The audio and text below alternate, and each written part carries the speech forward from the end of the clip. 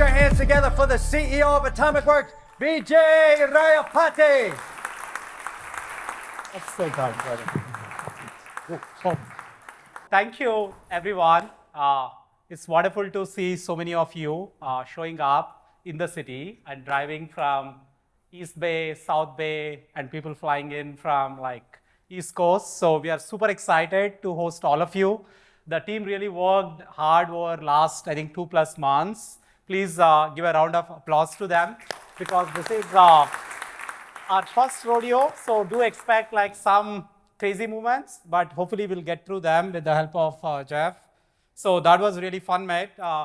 So as you see, we have this 100 thing going on. So I'm that most expensive H-1B visa guy who just landed a few weeks ago. So I'm not gonna crack more jokes. But what I...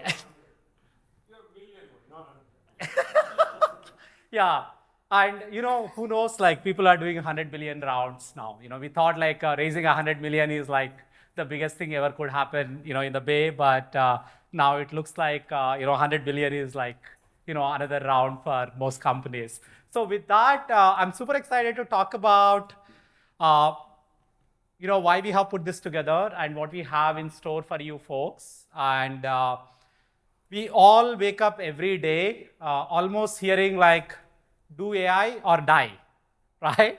From everybody, right? From vendors, from analysts, from the board, and whatnot. But I think it is one of the most defining technologies in the last at least few generations have seen, because a lot of us believe that it's gonna impact the way we live, we work, and we build software.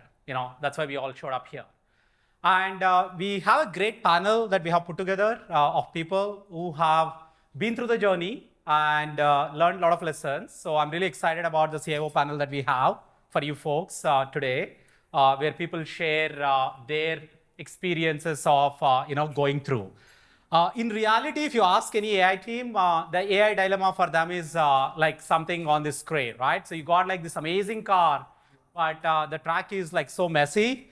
It almost feels like, what do I do with this, right? And that's why we have actually got together a great set of AI builders who have building software and who can basically share how to lay the right track, right? So please feel free to talk to people who are sitting next to you and learn from each other. This is not, we want to make it like, we have like many breaks, I think 3, if I'm not wrong. And so that you can talk to each other, learn, what people are doing and how they are, progressing. But the reason I think a lot of us get excited about this technology, just like, like Larry Ellison probably said this, technology industry is like fashion industry, right? In fashion, the seasons change once a quarter or so, but in tech, every day you wake up to a new turf, So as Jeff said, the hottest thing is AI agents. And the reason we basically all get so excited about the capability improvements and what we can do with this technology is, for the first time, it feels like we can act like approvers and reviewers instead of operators of software, right? I think a lot of us have spent decades and decades just going and clicking, screen after screen, button after button, drop down after drop down, just trying to like do the same damn thing every day, when we get to work. But today it is possible. It feels like we're almost there, where we don't need to do this, point and click, select and copy and paste. Instead, delegate that to technology. We can focus on, doing, reviewing that work, approving that work, really unlocking something that most of our businesses want, which is how do we move faster, right? And so for that, we again have one session from a CIO who's like very forward-looking to deliver, how they have implemented in their organization.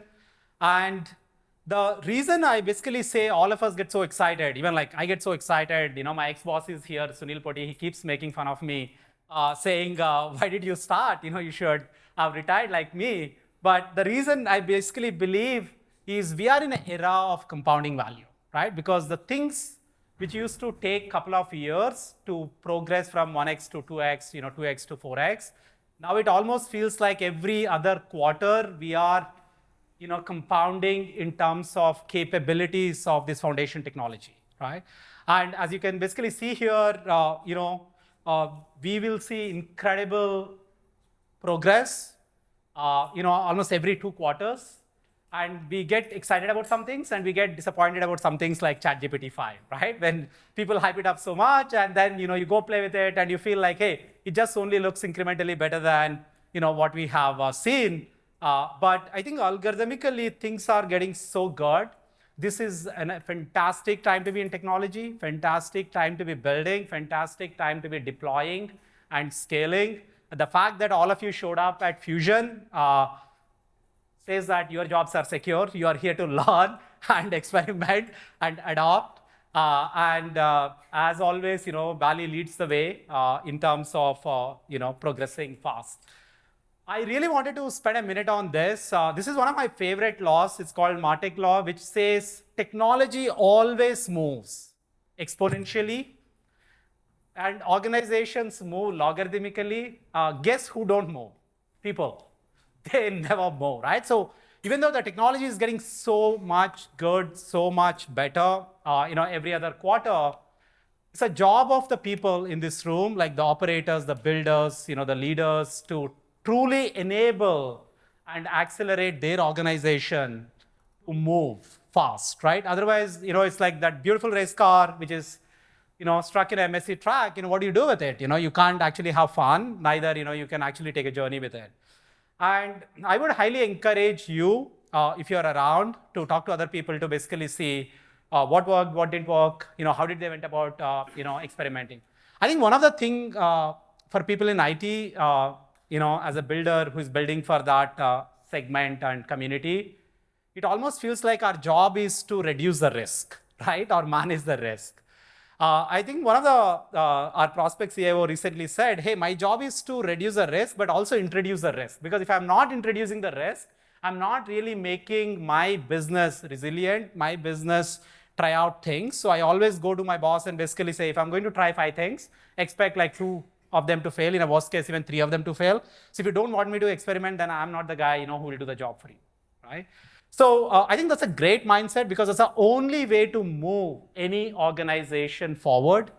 Otherwise, like the technology will get exponential, organizations move logarithmically, most of our people and teams, they never move, right? That's why we basically trying to figure out, hey, how do we need AI to drive AI adoption. Like somebody recently put that to me and that felt like such a, insightful comment because you have this beautiful technology, but how do you give it to people so that they can actually see some practical and real use cases, not just say that, hey, it's very powerful, it is like whatever, 5 trillion parameter model, it can do amazing reasoning. So I want to basically touch about 4 core experiences. I actually learned this, about this from Joseph. I think he's here from, he used to be at FIS. So he basically said like, hey, in any business, there are 4 fundamental core experiences that really matter for business: the customer experience, the employee experience, the developer or development experience, and the operational experience, right? Or process experience. So I want to basically touch upon how you can experiment, if you have not done, and how you can accelerate in each of these areas so that you can help your business move faster. I think all of us get frustrated with like waiting for IVR and waiting on this long queues, especially because as I was moved on H-1B visa here recently and had to go to DMV appointment, social security appointment, bank ones, and I have seen like some of them have already deployed. For example, hers, I was trying to extend my rental car because I did not have a license to buy the car yet, and I could just call and went through the whole extension of the car rental period for another 4 weeks without actually ever talking to a human. It almost felt like I'm actually engaging with a human, right? That's a beautiful experience. It's worth investing and experimenting and accelerating if you have not done it. The second thing, this is the hottest thing in the Valley, which is finally everybody can have 10x developers or 100x engineers. because writing code is becoming easier, it's becoming faster, it's becoming better. But the reality there is it's not about just like giving a tool to your developers, but actually create a kind of an experience for them. It becomes part of their workflow, right? Whether it's a triage workflow, whether it's a new feature improvement workflow. If you only look at like building things, then you will only see so much of adoption. This is another area where IT teams can play a great role, along with their technology leaders to drive and accelerate. This is my favorite. Obviously, this is an area that we focus a lot on. We genuinely believe that when IT is smarter, the business moves faster. The technology is there that can actually enable your middle office and back office to always move at the speed of your front office, right? One other thing I always hear is, hey, my front office teams always move at the speed of customer. But when it comes to my middle office and back office, these teams are so slow because of whatever process reasons, technology reasons, internal things. My overall business velocity is much slower than where it should be. This is a great area to experiment and even like try. Even if you run into issues, it's okay because you can contain that. So if you have not deployed and experimented and accelerated, this is an area worth trying. The last thing, I think this is one of the things I'm really excited to hear from the AI builders, because a couple of them are there in that panel where people are building, these web agents.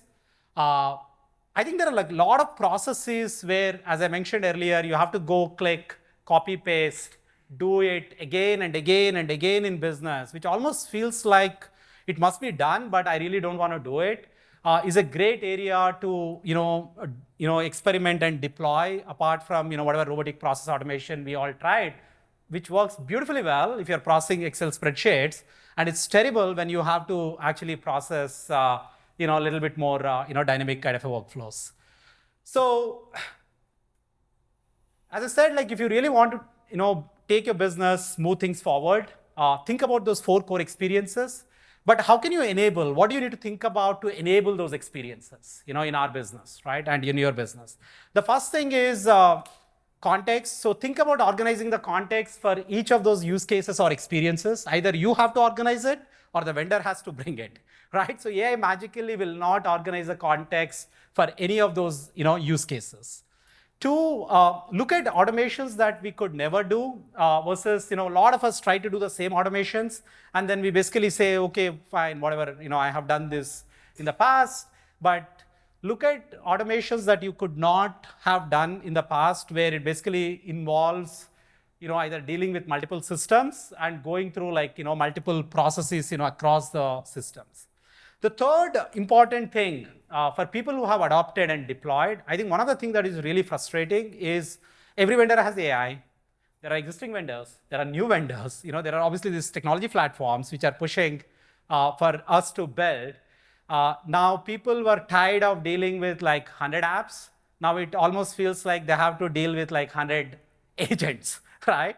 So think about converging and unifying that experience, whether that convergence is through a universal agent that you want to define and build for your business, or whether you want to converge that through Microsoft Copilot kind of an experience, or a Google AI kind of an experience, or like one Uber app in Slack or Teams for your business. Because if you don't converge the experience, eventually people will have the same challenge of, okay, fine, I have this like 100 amazing places I can enter to, but I don't know how to get to where and when and how. So we all have, as I said, an amazing opportunity to empower teams to do a lot more so that our business can move much faster than ever it was possible. And with that, I basically wanted to chat about, bring a guest. He's joining us remotely through Microsoft Teams to talk about, how a large organization like Microsoft, right, like fairly large organization, right, moving at the speed. Everybody basically says, oh, these guys are moving at a speed that we have never seen, both in terms of building services, building technology, working for their customers and enabling partners and whatnot.